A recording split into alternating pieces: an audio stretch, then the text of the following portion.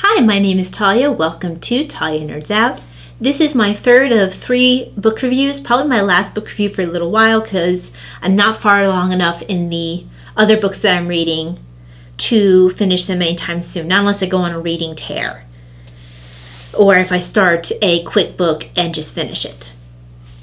But this review is for Gary B.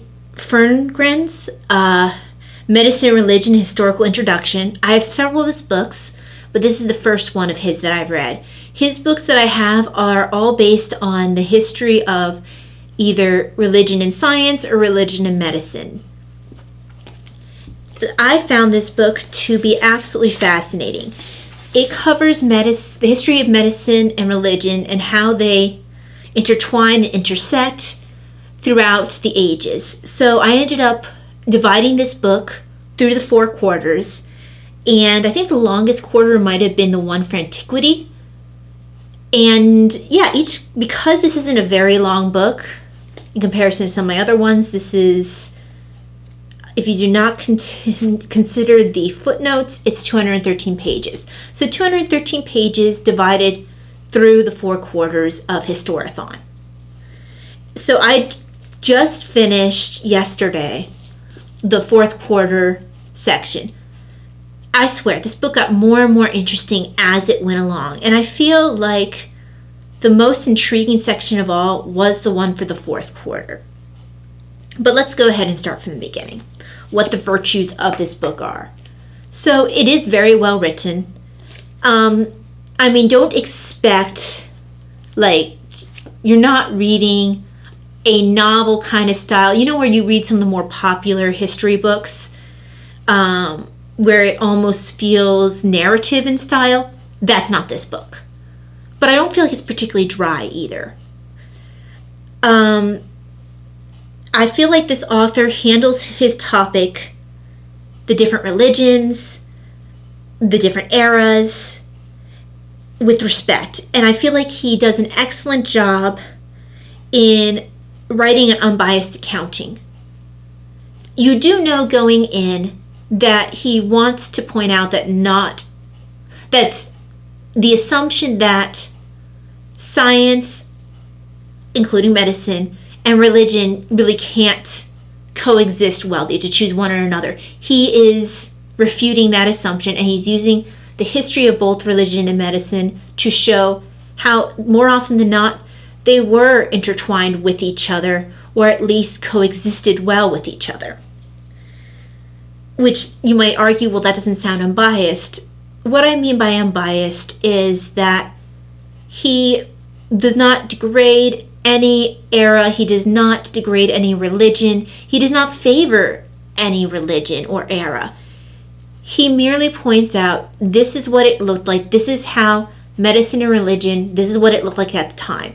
He goes to great lengths to show how different religions promoted or even led the way in medical advances far more than they're given credit for. But he does not shy away from showing the instances where religious figures had at times impeded medical progress, or how certain figures or even certain sects, and I mean sects, S-E-C-T-S, because I'm not sure how that came out with the way I say things. Anyway, how often different persons or groups, religious persons or groups, might have impeded medical progress or promoted faith hailing as being the only way. Now, he did make the point that a lot of times those groups were in the minority, but there were in every era somebody who did not go along with the promoting of medical advances, or at least not impeding it. But for the most part, like I said, religion and medicine worked quite well together. There are plenty of times when religious leaders promoted the advance of medicine, or at least they coexisted alongside it. I learned, this is the other cool thing, I learned quite a bit in this book, not only about the relationship with religion and medicine, but also about the different religions and how they developed. And I don't mean just the ones in antiquity, the different cults that were present that might have been more healing cults or etc. Or early on, which this was interesting, how early Christians were involved in the development of the hospitals as we see it today, Christianity in general. And I actually have some books on the beginning of hospitals that I believe I got from the notes of this book. And he does have a book called Christianity, Medicine and Healthcare in Early Christianity. And one of the things that Christianity brought to healthcare was compassion, because that was something, there was not seen to be any value to the suffering. And so if someone was suffering, that just wasn't caring for a person who was suffering and providing comfort to them. That wasn't the priority among the ancient people, particularly if you were looking at a more stoic background. So there's a lot of emphasis in here in the beginning about how you started seeing, healthcare for the poor, compassionate care for the dying when Christians came on the scene. And a lot of early care for the poor, sick, dying, that came through Christian individuals and Christian organizations, for lack of a better term. You would see the monasteries, the sisters, etc. I actually believe there was a point there, it was mentioned after the French Revolution, where even after they kicked out, they were not a fan of Catholicism. They were going in a more anti-religion direction, but they kind of still wanted the priests around, because the priests and the nuns did a lot for the health care of that country. And they're like, well, we still want you for that. Shut up about your religion stuff, but we still want you to manage our health care. Which I thought was interesting, because a lot of people didn't want to necessarily risk getting sick, but especially if you had noble women, that wasn't necessarily what they wanted to do. But you had these nuns who were perfectly happy to work among the sick, even to the detriment of their own health. And you see plenty of examples of priests and nuns who would get sick. I can think of a couple of, I can think of one priest in particular who caught leprosy and died, although I know that he was by far not the only one when he was taking care of lepers. But one of the other things that, because I kind of got off on a side tangent, was the author goes through an introduction of how different religions different Protestant branches popped up, and how that influenced the advancement of healthcare, and how, as the different Protestant branches developed, how each branch handled it differently, and how Catholicism handled it. It was just it felt like a comparative religion course after a while, but with a healthcare twist. It was just very interesting, especially the closer you got to modern times, as you started seeing where the secularization of medicine started also. You started seeing, as time went on, the secularization of certain aspects of certain religions, a more liberal take upon it, where you might be more to the point where they did not, almost to the point where they seem to think, well, you have to have one or another science or religion. And once that idea started affecting these, it did also start affecting how some of the religions worked, and had them moving away from some of the more traditional values.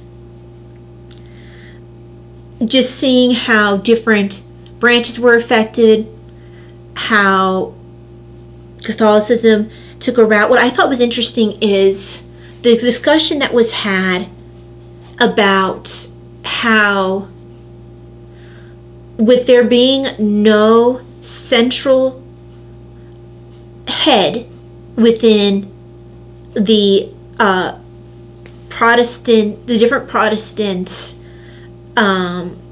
groups, I'm not sure if I'm saying that right, but it was a lot harder to have, okay, this is what we believe ethics-wise when it comes to medicine. Because if someone doesn't agree, they're just going to break off and make their own group. The whole, whether Protestantism came along, especially if you look at the Anglican Church, it came along because they did not like something that the Catholic Church, some belief the Catholic Church had. In Henry VIII's case, it was, well, you said I can't divorce her and marry Anne Boleyn, so I don't care, I'm going to make my own church. So if you have a religion or religions that popped up because you can't tell me what to do, essentially. I mean, I know that's boiling it down to its bare minimum, but if it's based off of you can't tell me what to do, then it would be a lot harder to say, well, this is what we believe ethics-wise when it comes to just a generalized medical ethics. Whereas the Catholic faith, and I am Catholic, we have we have a book. It's called The Catechism of the Catholic Church. We want to know something. Okay, what does it mean? What, as a Catholic, are we claiming that we believe when we say that we are Catholic? Look through it. Oh, that's what it says about euthanasia. Oh, that's what it says about insert medical question here, or medical ethical question here. I can imagine where it can be confusing if you don't know where to look. And it does address this issue, and I don't believe that this is actually a Catholic author, I found it was interesting that he did address the fact that that did cause some confusion when, he didn't necessarily come from a Catholic background. Because he has, let's see, I hear his tensions. Oh, they also talk about something I learned in nursing school about the Jehovah's Witnesses, their belief system of, for example, forbidding blood transfusions. Because we learned to kind of keep an eye out for that. Oh, do we have Jehovah's Witness? Let's make sure the doctor knows. So because of the blood transfusion thing. Okay, here we go. The once influential mainline American Protestant denominations had become deeply divided theologically and were embroiled in ongoing disputes regarding faith and practice that made it difficult to arrive at any consensus on controversial issues or even to define core doctrines. Hence, Protestants came to have few effective means of enforcing the authority of their churches or in formulating theological creeds or moral standards for even their own constituencies. Now, not having been a Protestant myself, and I know there's different branches, and I'm sure that each one has their own way of handling things, but that interests me in how do you enforce because anyone can go start their own church. So I would imagine it'd be a lot harder to kind of hammer out these more controversial ethical issues, especially when it comes to things like medicine, which have, some of them are really strong issues that people believe in strongly, have very strong, feelings about when it comes to discussions. Yeah, it's just, whereas it's very clearly laid out for us as Catholics. Actually, I thought it was interesting. This is a term that I grew up hearing, because I come from a very conservative Catholic family. I'm sure if you look behind, you can tell. When I have my other view, there's a whole, altar set up behind. We're very Catholic. But one of the things that is mentioned is that around the time that Humana Vitae came out, and this was conversation that discussed matters that had to do with things like contraception, abortion, those kind of hot button issues that it went through the conversation. Now, this is what it means if you are a faithful Catholic. This is what we believe. And that was where you started seeing crisis of conscience for some people, where you started seeing what I've always heard, and this book actually brings up the term cafeteria Catholicism, where that some people will be like, oh, I like this, but I don't like this. And that's not what the Catholic Church is. But I thought that was interesting that came up. And I'm probably going to get some person mad at me for bringing this up, but darn it, this is my channel. So I thought this was interesting. There are, particularly toward the end, it covers some ethical issues, but I think it covers them well when it talks about medical ethics. It talks about how certain parts, certain areas of certain religions embraced euthanasia, not euthanasia, although there were some that embraced that as well, eugenics, as kind of being like, yeah, this is the way to go. And it took some of, first of all, the Catholic Church kind of led the way in going against that, as did some of the other smaller sects. I want to say that the evangelicals as well, because I thought that was interesting. Actually, I mean, I should have known that there was going to, I mean, I knew that Catholics would have resisted against eugenics. I just couldn't, I didn't realize that we were one of the leading ones that were, okay, so this is 1930. They were mentioning that you saw this in Nazi Germany, embracing of eugenics. And they were saying that in the early decades of the century, the movement of eugenics attracted broad scientific and medical support in Europe and North America, and the approval of well-known Protestant liberals and some evangelicals. Okay, for some reason I thought that evangelicals were not on that end. Okay, progressive ministers lobbied for legislation to require eugenic sterilization. The finding of research by biologists and social scientists were used to argue that restricting reproduction by those who were mentally unfit would cut welfare costs and reduce social ills. Many American states, Canadian provinces, and countries in Northern Europe adopted restrictive measures on marriage.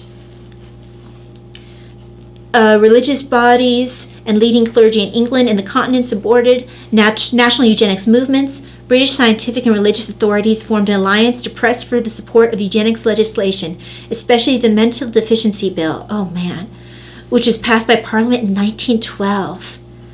Oh, man. In 1930, Pope Pius XI, in an encyclical on marriage, condemned eugenics. His condemnation was criticized by many scientists and liberal clergy who believed that scientific research supported eugenics. Roman Catholic and conservative Protestant opposition helped to defeat eugenic laws in several states in which the Catholic population was large. And then discuss other ways that eugenics continues, for example, within genetic engineering. But I might have to check out that encyclical on marriage, which condemns eugenics. A lot of those encyclicals are kind of hard to read. They're a lot. It's just, sometimes you have think of the very scholarly way of writing, and a lot of times they were originally written like in Latin or in Italian. I don't think there's ever been one that was written originally in English. So all the different encyclicals, as well as the Catechism of the Catholic Church, are free on the Vatican's websites, but it isn't necessarily the easiest way to read it. But anyway, yeah, I thought that was interesting. This is something you do have to read with of mine that, okay, sorry about that, guys. My memory card ran out of room, so I had to go and delete several older videos on my camera. But yeah, I think all I was saying was that this does cover some very like high-charged, emotionally charged conversations in the back of the book, things that people believe, hold strong beliefs about. But it talks about how different religions have dealt with certain medical issues throughout time, but the part in the back of the book is particularly heavily packed with some very charged but very interesting stuff. Like I said, by the end of the book, even in the beginning, it kind of felt like a comparative religion course, because there's a section that talks about Islam and its effect on medicine. I think they talk about Judaism a bit, as well as the ancient religions, and then of course Christianity is covered. So this is a video that, and a book that might not be popular with everybody. If this hasn't been for you, sorry about that. This was something that I really enjoyed. I will probably reread this at some point, especially the last part, but honestly this whole book was enjoyable. I wouldn't mind reading this again. So yeah, if you are someone who is interested in the history of medicine, if you're someone who's interested in the history of religion, if you're someone who's interested in the history of science / medicine in its relation to religion, this is a very good book. Yeah, I just thoroughly enjoyed this. I think that's about all I have to say about that book. Thank you very much for joining me for this video. I know that I got a bit rambly. I know that this is a topic that, like I said, isn't for everybody. And I probably didn't necessarily, I'm pretty sure there are people who disagree with some of my views in this video, as well as some of the views that this author holds. But thank you very much for joining me. I hope that you have a wonderful day, and I will see you again next time. God bless. Bye.